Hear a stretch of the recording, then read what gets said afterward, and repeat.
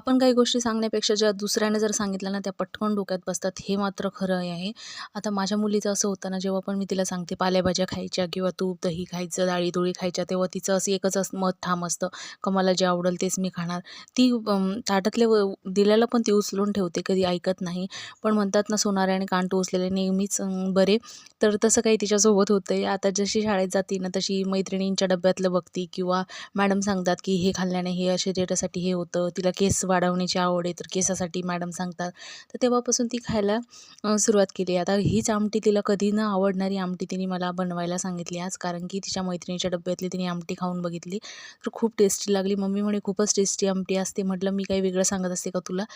असो, पण त्या निमित्ताने का होत नाही खायला सुरुवात केली.